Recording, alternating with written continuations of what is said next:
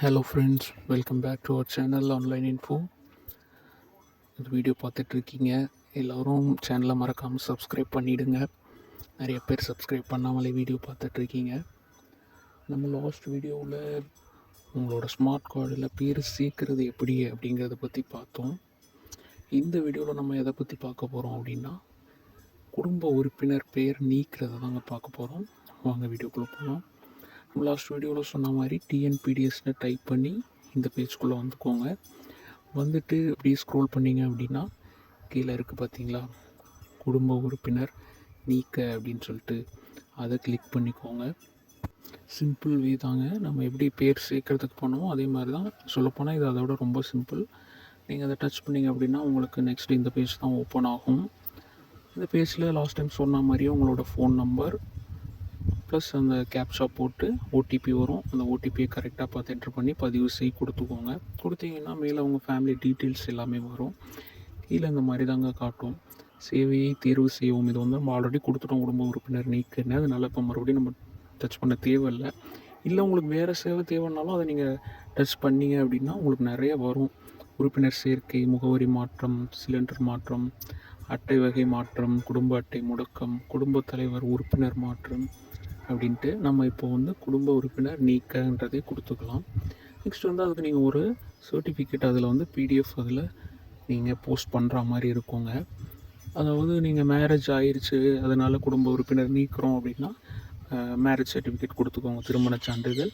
இல்லை வேறு எந்த மாதிரி அப்படின்னா டெத் சர்டிஃபிகேட் கொடுத்துக்கோங்க, இறப்பு சான்றிதழ். இல்லை வேறு ஒருத்தங்க எடுத்துட்டாங்க அப்படின்னா தத்தெடுப்பு சான்றிதழ் கொடுத்துக்கோங்க.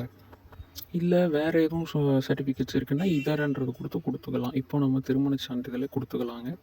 கீழே சூஸ் ஃபைல் இருக்குது பார்த்தீங்களா, அதில் தான் நீங்கள் உங்களோட திருமண சான்றிதழை அப்லோட் பண்ண போகிறீங்க. சூஸ் ஃபைல் கொடுத்துட்டு உங்களோட திருமண சான்றிதழ் பிடிஎஃப் இருக்கும் இல்லையா, அதை இதில் போஸ்ட் பண்ணிவிடுங்க. பண்ணிவிட்டு கீழே பதிவேற்று அப்படின்னு இருக்குது பார்த்தீங்களா, அதை வந்து கிளிக் பண்ணிக்கோங்க. கிளிக் பண்ணிட்டீங்கன்னா உங்களோட டாக்குமெண்ட் அப்லோட் ஆகிடும். இல்லை ரீசன் இருக்குது பாருங்கள், அதில் வந்து எதனால் பேர் நீக்கிறோன்ற ரீசனை கொடுக்கணும். இப்போ நம்ம என்ன கொடுக்க போகிறோம் அப்படின்னா, மேரேஜ் ஆகிடுச்சு, புதிய ரேஷன் கார்டு எடுக்க போகிறோன்றதை தான் கொடுக்க போகிறோம். மேலே இங்கிலீஷில் கொடுத்துக்கோங்க, கீழே வந்து தமிழில் கொடுக்கணும். நீங்கள் வந்து ஒரு ஸ்பேஸ் கிளிக் பண்ணிங்கனாலே கீழே தமிழில் ஆட்டோமேட்டிக்காக வந்துடும். அப்படி வரல அப்படின்னா தமிழில் டைப் பண்ணிக்கோங்க. இப்போ நம்ம இதில் எழுதியிருக்கோம், திருமணம் முடிந்து புதிய குடும்ப அட்டை விண்ணப்பிக்க அப்படின்னு டைப் பண்ணியிருக்கோம். இந்த ரீசன் தாங்க நான் போட்டிருக்கேன். இல்லை உங்களுக்கு என்ன ரீசனோ அதை போட்டுக்கோங்க. போட்டு அப்படியே ஸ்க்ரோல் பண்ணிவிட்டு வாங்க. இல்லை ஸ்க்ரோல் பண்ணிங்கன்னா உங்கள் ஃபேமிலி மெம்பர்ஸ் எல்லாம் இதில் பேர் இருக்கும்.